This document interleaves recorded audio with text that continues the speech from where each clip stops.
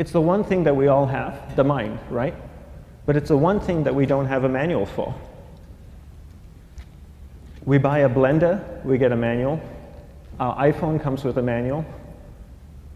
We get a car and it has a manual.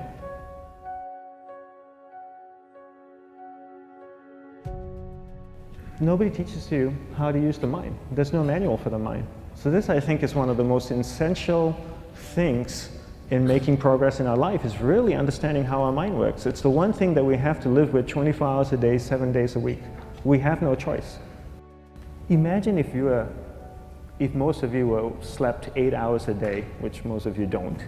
You slept and you were awake 16 hours a day. In the 16 hours you practice your awareness just randomly moving from one thing to another, to another, to another, all day practice being distracted. What would you be good at after 6 months? You did the 16 hours a day, you just allow your awareness to jump from one thing to another to another. I'll tweet right now, I'll switch to text messaging, then I'll go to email, oh, my phone's ringing, so I'll answer the phone, and then somebody's speaking to me, so I'll have 2 conversations at one time. And I'll just do this 16 hours a day, 7 days a week. So you get it being good at distracted. After 1 year, you're an expert at being distracted. After a year and a half, they'll invite you to give keynote talks on being distracted. You're so good, you practice 16 hours a day. So the same works for the opposite. If you practice being concentrated 16 hours a day, what would you become good at? You become good at concentrating. And all it takes is practice. By just doing one thing at a time. Keeping your awareness on one thing at a time. And you integrate this into everything that you do in your life. So the best way to do it is pick a few opportunities in your everyday life. For example, we all speak with people. When I speak with somebody, I give them my undivided attention. I keep my awareness on them, and the conversation is really brief. Why? Because we're concentrated. We're not being distracted. A 10-minute conversation normally just takes 3 minutes because you're just so focused. I define concentration as the ability to keep that awareness on one thing for a prolonged period of time. So if I can keep my awareness on Eric and not drift away and think about the wedding, or drift away and think about the vacation, or what I'm going to do later, then I'm concentrating on Eric.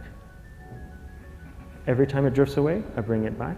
And the more I practice this, the more I practice concentration. So concentration is the ability to keep your awareness on one thing for a prolonged period of time. And that's a very simple definition of concentration. How do you get better at concentration? You practice this. You practice this 24 hours a day, 7 days a week. And it's the only way to get good at it. And what's the best way to practice it? The best way to practice it is to integrate it into everything that you do in your life. Not to meditate 10 minutes in the morning. It doesn't work.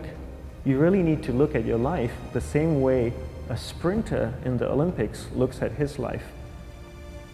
You've all heard of Usain Bolt, the man that won the gold medal twice, 2 Olympics in a row, broke the world record. I don't know anything about him, to be honest. But if I was looked at him, he obviously sprints, he practices running, probably does a lot of long distance, he probably does a lot of stretching as well, I'm sure he gets massages. He looks like he eats the right kind of food. Drinks the right amount of water, takes vitamins. His whole day is so disciplined. For what? To prepare him for 9.57 seconds. I think that's what the world record is, right? For 100 meters, 9.5 or 9.57 seconds. His whole day is preparing him for that short time, not the other way around. A lot of people say, you know what, I need to be more concentrated. So you know what, I'm going to meditate in the morning, I'll sit down for 2 minutes. Okay, now I'm Zen master. And the remaining 23 hours and 58 minutes, they just go about being ordinary and crazy. How does that work? How would you change? It's not balanced at all. So if for 23 hours and 58 minutes you were not being concentrated, you allowed your awareness to jump from one thing in your mind to another thing, to another thing, to another thing, to another thing, in an uncontrolled way, what would you be good at? And out of a prolonged concentration comes the wonderful power of observation. You just become more observant, and when you become more observant, you see solutions quicker and you solve things quicker. And it's a wonderful, powerful feeling when somebody is concentrated on you and not being distracted. So the best way is to integrate it into your everyday life. You're speaking with your spouse, give her or give him your undivided attention. So develop your awareness, integrate it into everything that you do in your life. And that's the best way you become good at. The next thing we need to develop is develop your will. Will is really important. Will is almost like a muscle in your mind, and you use that to pull and control your awareness and take it from one area of the mind to another. And the will needs to be developed, and same like concentration, if you don't cultivate the will, it doesn't grow. And this is something that really needs to be cultivated. How do you develop the will? There's 3 very simple ways to develop the will. 1 is you finish what you begin.